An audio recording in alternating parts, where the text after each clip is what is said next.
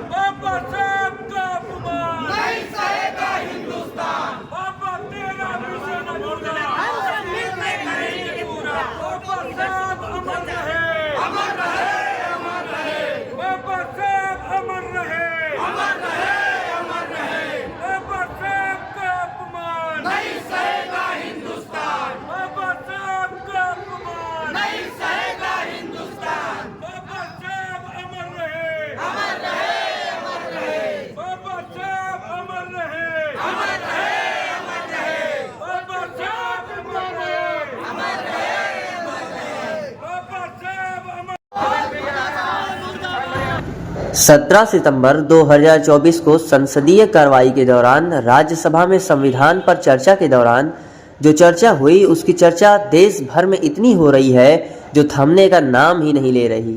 भारत के गृह मंत्री माननीय अमित शाह जी ने अपने शुरुआती भाषण के दौरान जो कहा उस पर सत्ता पक्ष और विपक्ष के बीच नोकझोंक तेज हो गई। देश के गृह मंत्री राज्यसभा में सभापति की ओर मुखातिब होते हुए कहने लगे कि मान्यवर अभी एक फैशन हो गया है अंबेडकर अंबेडकर अंबेडकर अंबेडकर अंबेडकर।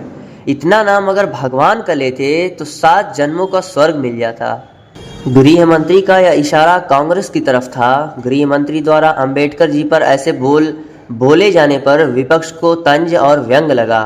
समूचा विपक्ष एकजुट होकर इसका विरोध करने लगा। विपक्ष गृह मंत्री से माफी मांगने और अंबेडकर जी पर ऐसे बोले गए शब्दों को संसदीय कार्रवाई से हटाने की मांग पर अड़ा है। इसके बाद इस सवाल को लेकर संसद के बाहर और अंदर यह एक बड़ा मुद्दा बन गया। मीडिया में आई खबरों के अनुसार सत्ता पक्ष और प्रतिपक्ष के बीच धक्का मुक्की भी हुई, जिसमें कांग्रेस पार्टी ने आरोप लगाया कि उनके राष्ट्रीय अध्यक्ष मल्लिकार्जुन खड़गे को गिरा दिया गया। सत्ता पक्ष ने प्रतिपक्ष के नेता राहुल गांधी पर धक्का मुक्की का आरोप लगाते हुए उनके ऊपर एक IR तक दर्ज करवा दिया। तब से यह मामला जोर शोर से पूरे देश में गर्म है।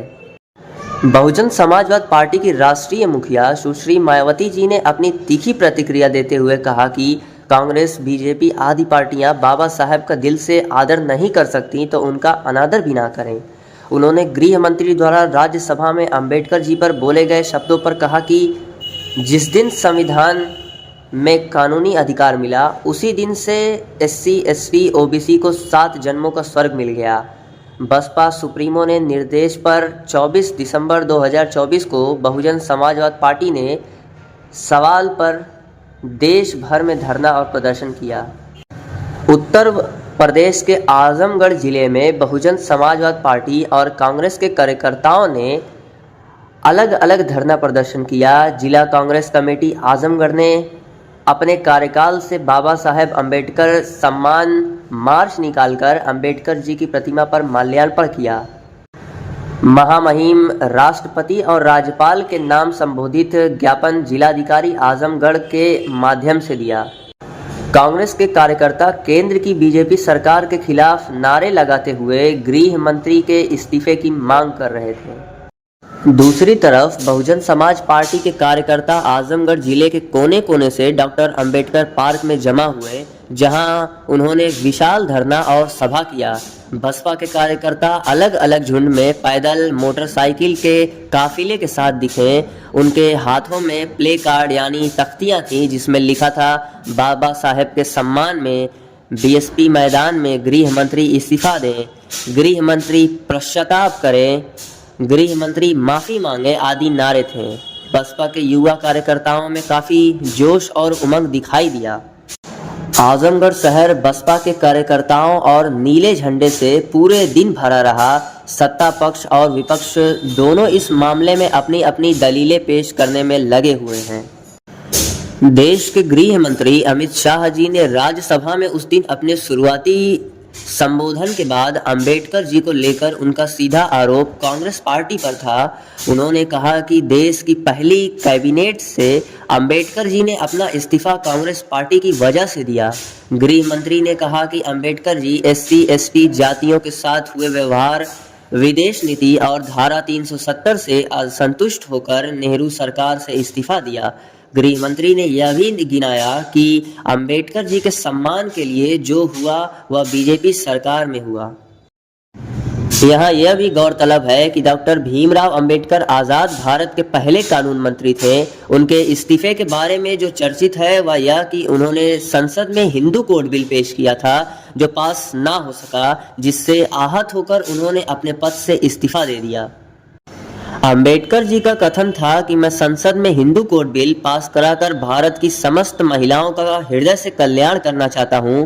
कहा जाता है कि हिंदू कट्टरपंथियों को वह मंजूर नहीं था, जिसकी वजह से वह बिल पास नहीं हो सका। अंबेडकर जी द्वारा संसद में प्रस्तुत किया गया हिंदू कोड बिल बहुत चर्चित है। गृह मंत्री जी ने अपने संबोधन में हिंदू कोड बिल का उल्लेख नहीं किया, जिसे करना चाहिए था। खैर, जो भी हो, हमारे देश की खूबी हमारा संविधान और लोकतंत्र है। हमारे संविधान के 75 वर्ष पूरे हो गए हैं। समाज, राजनीति और सामाजिक जीवन में शुचिता और अच्छे आचरण का बड़ा महत्व है। राजनीति ऐसी ना हो जिससे आपसी कटुता बढ़े। देश के राजनेताओं के कार्य व्यवहार का असर देश के नागरिकों पर पड़ता है। देश को नेताओं से नहीं बल्कि संवैधानिक मूल्यों, आदर्शों और नीतियों से चलाना जाना चाहिए, जिससे देश के हर एक नागरिक का भला हो। ऐसा खूबसूरत हो भारत का लोकतंत्र।